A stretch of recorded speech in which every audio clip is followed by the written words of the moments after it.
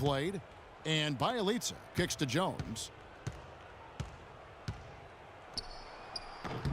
Will not go. This is off the front iron. Here's Millsap. And they call the 8-second violation. Too much time getting it up court. In the second half, they haven't taken care of the basketball. Simply put, more turnovers now that could hurt them later. Minnesota making a switch here. Levine's checked in.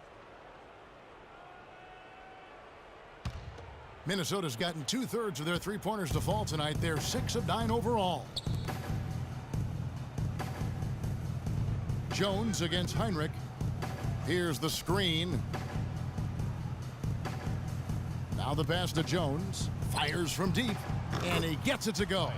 There's 6 points on consecutive three balls. They're finding holes in this defense. Yeah, no doubt the defense had better play a little tighter. Unable to get the ball in bounds, they get called for the 5-second violation. You know, something that's floating around in the sports world and in the NBA is reseeding after the playoffs start. And for those of you who may not understand the situation, it's simply saying that no matter what seed would play the lower seeded team, however you get to those numbers. Prince against Millsap. And there's the feed to Levine. The three. Kept alive, Minnesota. Prince kicks to Levine. Jones, no one around him. Buries it from three-point range. Jones has got a pair of threes here in the fourth quarter for Minnesota. And with that whole concept of playoff reseeding, so often we'll see a second or third seed team get a 6th or 7th seed team in the second round. Meanwhile, Greg, the top seed plays the 4th seed no matter what. You know, I think in a few cases it would have made a major difference in how the playoffs would have played out.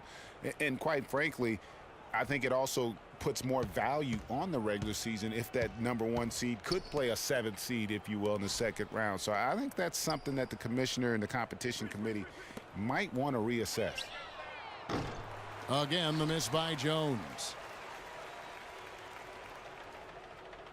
Now Heinrich. And that's going to be a turnover. They call him for 8 seconds. You can't afford to be playing that loose right now. Definitely not. I mean, things have to be tight. You want to be playing smart, high-level basketball. You don't want to be brain fading right now. To the left wing. Here's Levine, guarded by Hardaway. Jones for 3. Here's Payne, and he goes in for the dunk. And guys, that's his game. I mean, battling in the paint and cashing in on those second chance opportunities. And Greg cashing in hard. I mean, man, oh man, he puts an exclamation point on that dunk. Yes. Guys, that's the only way he knows how to do it. Soft, I don't even think is in his vocabulary. The Hawks making a switch here. Splitters checked in.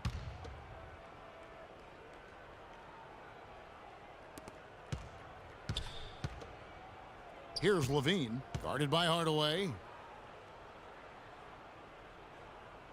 Outside, Jones. The Timberwolves working the ball around now. There's the triple. 6 on the shot clock. Kicks it out to Prince. Tries yet again, and he knocks down the jumper. You look for why they keep giving up buckets here. And their boxing out or lack of boxing out is really what's hurting them. Yeah, and having a team score on you like this is deflating. But that's what happens when you don't get bodies on people. And, you know, the new court projection visuals, all the rage in the NBA now. Instead of having to use a screen over the court, they just project video and images straight onto the court. I think before long, you'll see it everywhere. Kent Bazemore's checked in for Atlanta. And Zhang kicks to Levine. Outside, Jones. There's the pick.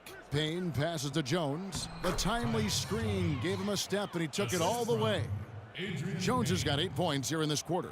And those court projections you see in the pregame, we don't even have the best angle for them. They're so good. Yeah, nice perk for those sitting a little higher up on those or those watching TV. It's about putting on a show and, at the end of the day, entertaining the fans. Mike Scott's checked in for Chris Humphries.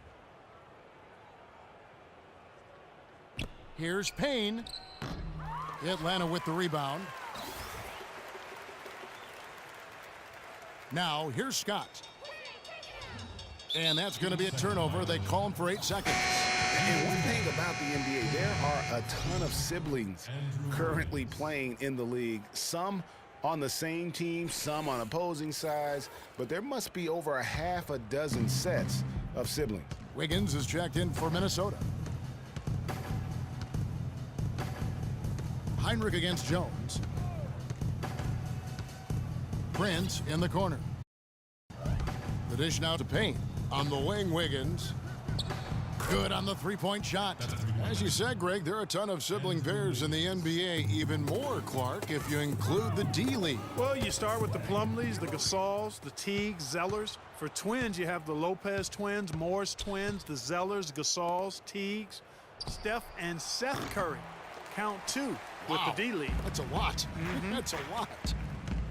Well, guys, this was never really a contest, just a total obliteration, if you will. And you can safely say mission accomplished now for Minnesota. You're right, Steve. It was a standout performance across the board. They were just, at times, Clark, it seemed toying with it. Yeah, like watching a cat play with a mouse, Kevin, quite Yeah. honestly. They were able to do more or less, whatever they wanted to do. And during the long NBA season, each contest important here tonight. Tonight's win will give them 4 on the season. And with the win approaching, they'll take the first game here of 2 that they'll play against this team. Nice to get that first one out of the way and set the tone.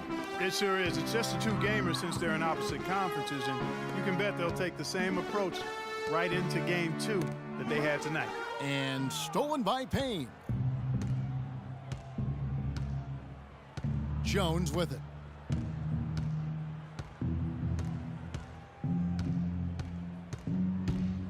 In the corner, it's Wiggins. Got a piece of it. And dang, gets it to go. And really no better feeling than to go on the road and play this well and get the win. Yeah, it's always a good win when you play the kind of game they have played tonight. I mean, especially, though, when you get it done on the road. That's a special, special feeling there. On the wing, Jones, defended by Scott. Outside, Jones.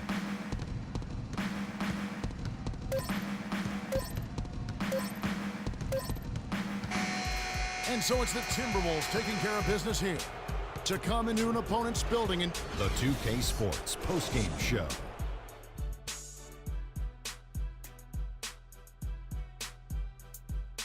Welcome back, everybody. I'm Ernie Johnson. Kenny the Jet Smith is here, so is Shaquille O'Neal. He was the steady and reliable hand throughout the game tonight, stepping into more of a leadership role. And folks, that's it for us. Thank you for tuning in. Always a pleasure.